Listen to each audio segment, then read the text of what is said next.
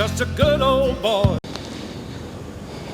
All right, y'all, we are going to be working on this Claas mower today. The swath disc on this, the rod, actually let me grab that now, broke out of this thing the other day. Oh, it didn't break out, it cracked, and it allowed it to drop down enough to where the swath disc could get into the end turtle, and it cut it up. There's the old rubber. These have a replaceable rubber on them versus the steel plate, but the steel plate got cut up a little bit, but I was able to straighten it back out, grind it, and put the new rubber on it. Now, if this had been our old Coon, I'd have had to bought a whole new steel swath disc. Now, these discs are a little bit different than the Coons, unless Coons changed their design, which I don't think they have. Hold on a minute. These actually pivot off of this pivot point right here, and they've got bushings in here, and it sits right in there like that, and it pivots back and forth. So if any kind of obstruction or wad of hay gets in between this arm and the wheel, it will allow it to move back like this, and it will not clog up or have any of those issues that generally come with a swath disc that I'm sure a lot of y'all know exactly what I'm talking about. I've never had any hang-up issues really with this thing at all.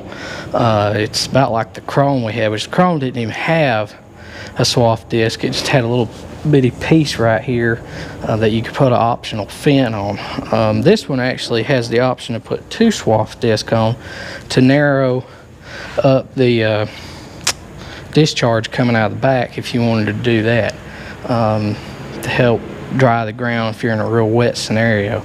But we didn't get the other swath disc, we only had the one.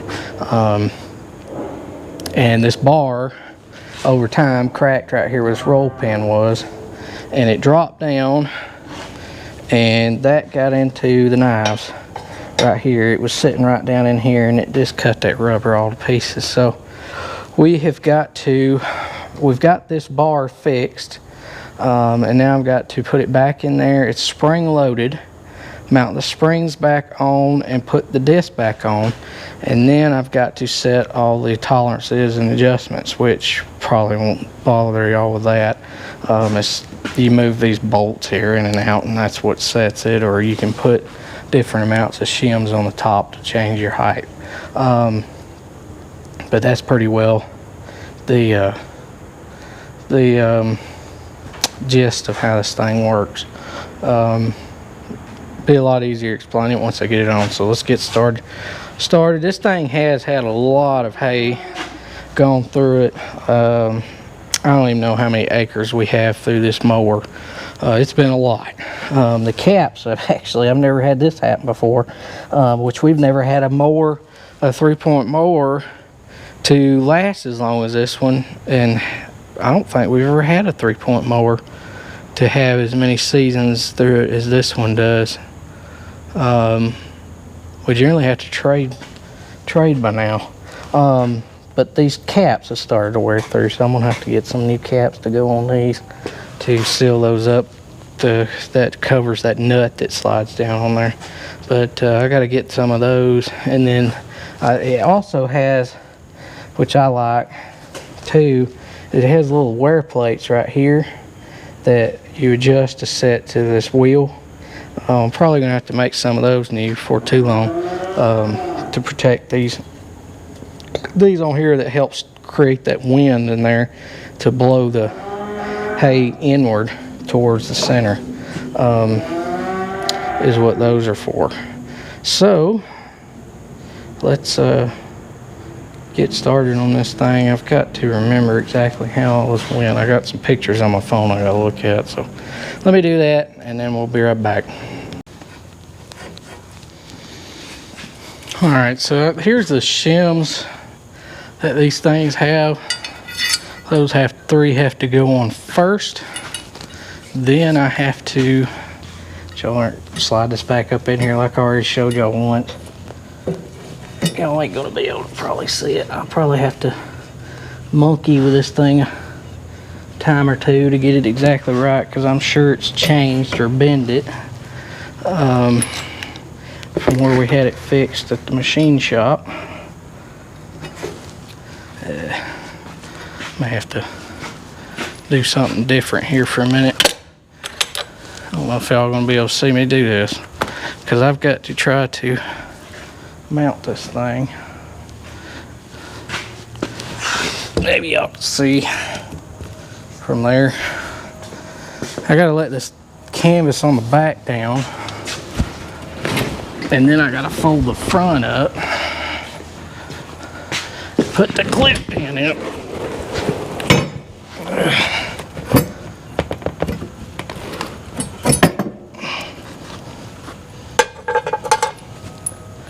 Trouble is, I can't let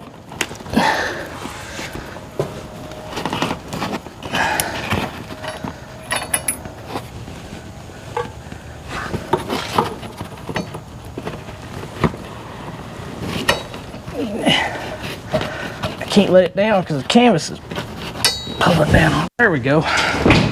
Whew. The canvas was pushing up on the rod, or down on the rod. I was trying to pin that thing. This thing needs a new tarp put on it. Something awful. Now that is very high. So that thing's probably I may have to take some shims out.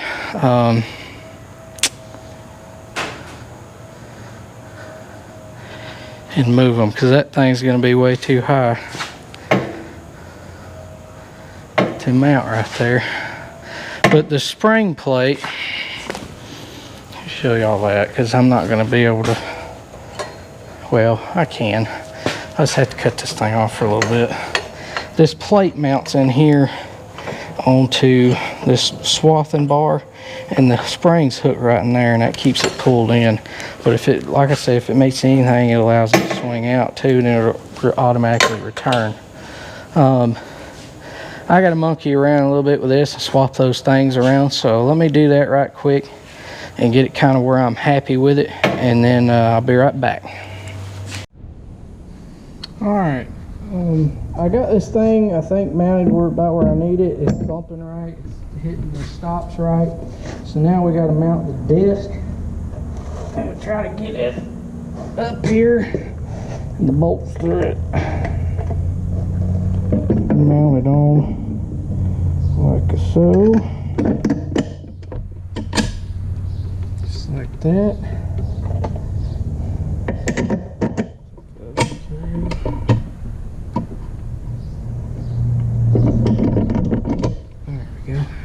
That one. All right.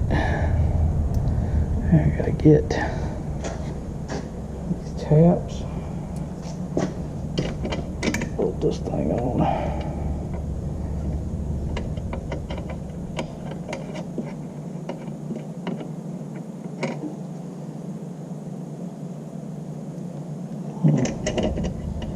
Hopefully be ready to cut hay soon.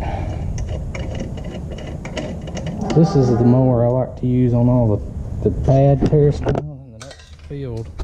The first cut I have left has a ton of terraces in it, and I really need this mower on that particular farm. It is not friendly to a conditioner at all. Drop that in there. So those don't get lost, but there it is. I think that's going to be pretty close, and all that's looking right. So this is how this thing works. As the hay blows around, it'll sometimes, y'all know if you've run enough mowers, they'll sometimes collect on the end. and then it just passes just like that and allows it to come around and allow all that to go by, and it works really good. Never really had any issues with clogging. Does a real good job making a nice clean pass next to the hay, so that way we don't have to worry about picking any up or anything, because most of these mowers, if you pick hay up that's done mowed on that end, they have more of a tendency, especially in heavy hay that's damp, to try to wad up on those ends and cause troubles if the hay is not pulled back far enough to where that turbine or turtle, when it comes back around, won't grab it and pull it and try to suck it back into the mower. And that goes for every mower.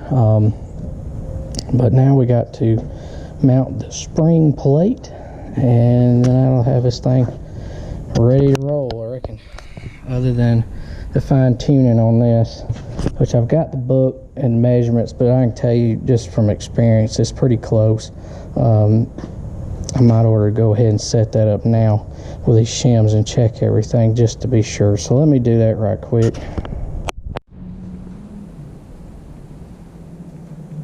Okay, I got my distance set. It's supposed to be an inch, which it is. It's on an inch. That's how far it's supposed to be from the edge of this. Now I got to, it also has an adjustment for, and the way you adjust that is you loosen these two bolts and it slides either in or out to change the distance from there to there. Now we've got to check the adjustment on the disc height. So now I gotta check that and see how high this thing's supposed to be. And a lot of people say, why don't you just bolt the thing on and go with it? Well, that's where you run into your problems. If these things ain't set up right, they'll hang hay, and that goes for any brand. Even the Coons, I think, have an adjustment. Let's see, it's got to be 13/32, which I don't know. I don't know if I've got, this tape measure doesn't have 30 seconds, it only has 16ths. So I think that would be what? Half? Yeah, it'd be half. So 6 or 7 16ths. So let's just do 7/16. I don't want it to be that close.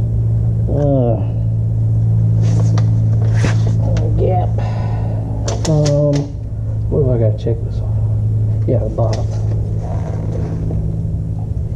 They need some kind of flat edge to lay across there. Check this. Okay. Anything.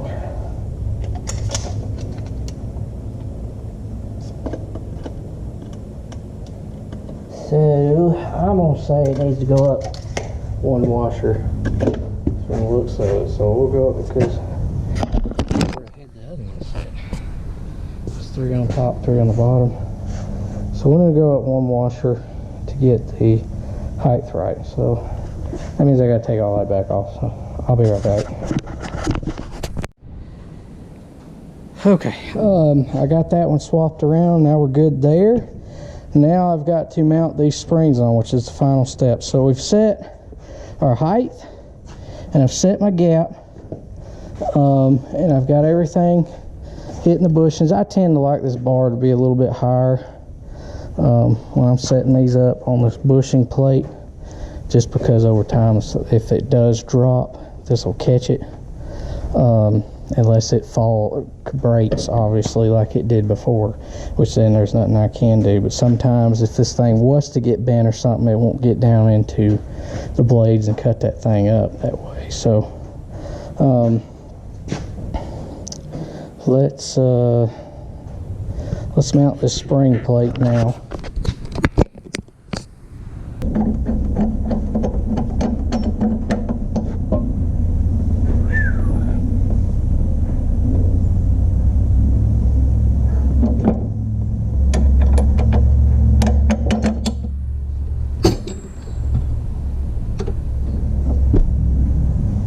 Now,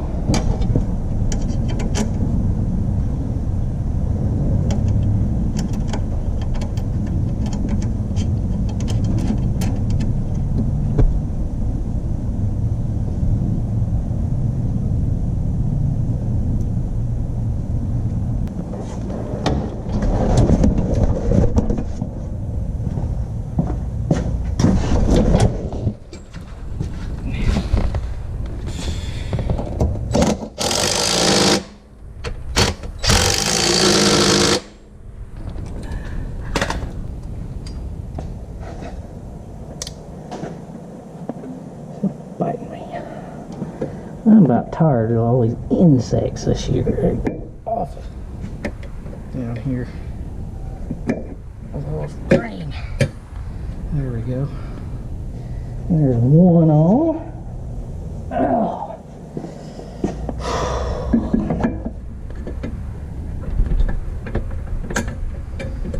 There's two. Let's see if we can get it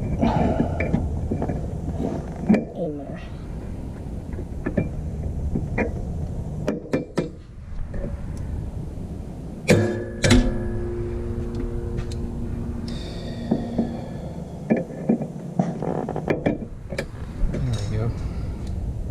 Now, just got all that mounted back. Spring tension. Hooked on. Set up. That's the way she's supposed to work. Brand new. There we go. Hopefully that'll last till we get rid of this thing. That's all I care about. I just want it to last till we get rid of it. In a year or two, couple years, get us a new, I think they're 2750.